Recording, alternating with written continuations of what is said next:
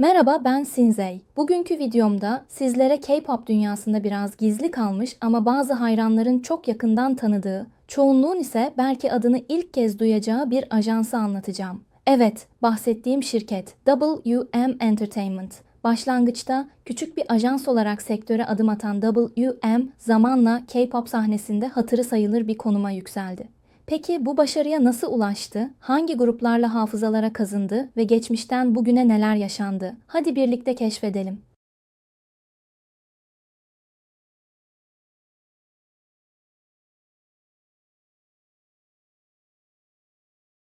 Bölüm 1. Kuruluş 2008-2010 yılları. Çoğumuz bu şirketi 2011'de B1A4 grubunun çıkışıyla tanıdı, değil mi? Ama aslında hikaye ondan çok daha önce başlıyor. Şirket 21 Temmuz 2008'de Lee Won Min tarafından kuruluyor. İlginç olan şu ki Won Min kendi şirketini açmadan önce hem şarkıcılık hem de menajerlik yapmış bir isim. Yani sektörün farklı taraflarını deneyimlemiş. Kuruluşun ardından da Taegun, H. Eugene ve An Jin Kyung gibi sanatçılarla sözleşme imzalıyor. Ama bu işbirlikleri ne yazık ki çok uzun sürmüyor. Bölüm 2. İlk grup çıkışı ve büyüme 2011-2017 yılları.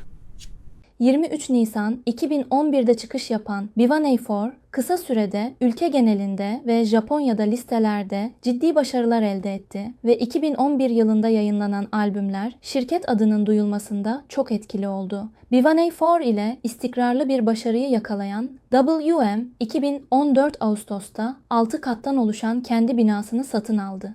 Küçük ölçekli şirket olarak anılan WM artık orta ölçekli bir şirketti. B1A4 o dönem edindiği grup başarısından sonra üyeler bireysel olarak dizi, film veya müzikal gibi çeşitli yapımlarla meşgul olurken 21 Nisan 2015 yılında ajansın ilk kız grubu Oh My Girl sonrasında Baro'nun kız kardeşi Ay Sahne adıyla 12 Ocak 2017 yılında solo olarak ve şirketin ikinci erkek grubu On and Off ise 2 Ağustos 2017 çıkışını yaptı. Şirket sanatçı portföyünü genişletmişti. Lakin bina alımı ve yeni grupların çıkışı ile ilgili daha fazla yatırım yapan Won Min için işler biraz karışık bir hal almaya başlamıştı. Bölüm 3. 7 Yıl Laneti 2017-2019. Sektörde yapılan sözleşmeler genelde 7 yıllık bir süre için yapılır. 2018 yılı ise B1A4 için sözleşme yenileme yılıydı. Grubun rapçisi olarak bilinen Baro ve grubun lideri Jin Young şirket ile olan sözleşmelerini yenilemedi. Baro şirketten çıkınca kız kardeşi de şirket ile karşılıklı olarak anlaşıp sözleşmesini feshetti. Şirketten ayrılıklar sadece bununla kısıtlı kalmadı. Oh My Girl ile çıkış yapan Jin anoreksiya hastalığı sebebiyle 2017 yılında gruptan ayrılmıştı. On and Off'un eski üyesi Raun kişisel sebeplerden dolayı 2019 yılında gruptan ve eğlence sektöründen sessizce ayrıldı. Belki Oh My Girl ve On and Off birer üye kaybından grup olarak pek etkilenmemiş olsa bile B1A4 ve Won Min için aynı şeyi söyleyemem. O zamanlarda bolca gözyaşı döküldüğüne eminim. B1A4 toparlanma süreci ve askerlik derken 3 kişi olarak müzik üretmeye devam ediyorlar. Bölüm 4. Pandemi dönemi ve satın alım 2020-2022.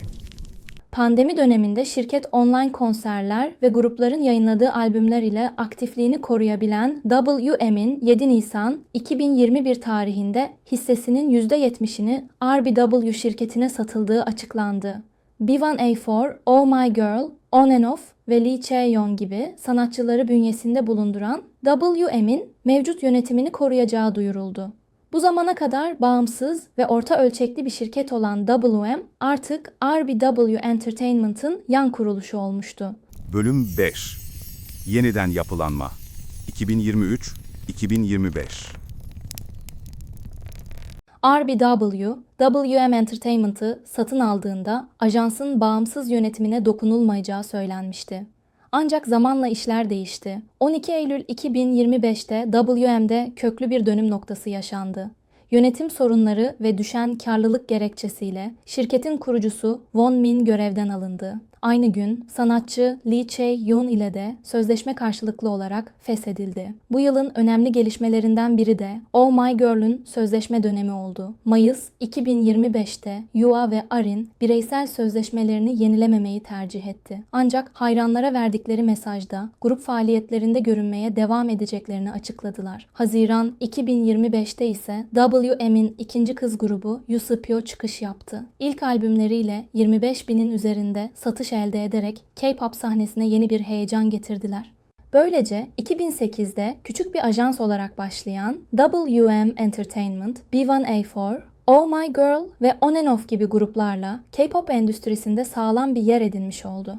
2021'deki RBW satın alımı yeni bir dönemi başlatırken 2025'teki yönetim değişiklikleri bu sürecin doruk noktası haline geldi. Şimdi şirket Yusupyo gibi yeni nesil projelerle hem yerel hem küresel pazarda varlık göstermeyi hedefliyor. Ancak sanatçı ayrılıkları ve yönetimsel belirsizlikler WM'in gelecekte RBW'nin büyük stratejileriyle nasıl bir uyum içinde olacağını şimdilik soru işareti bırakıyor.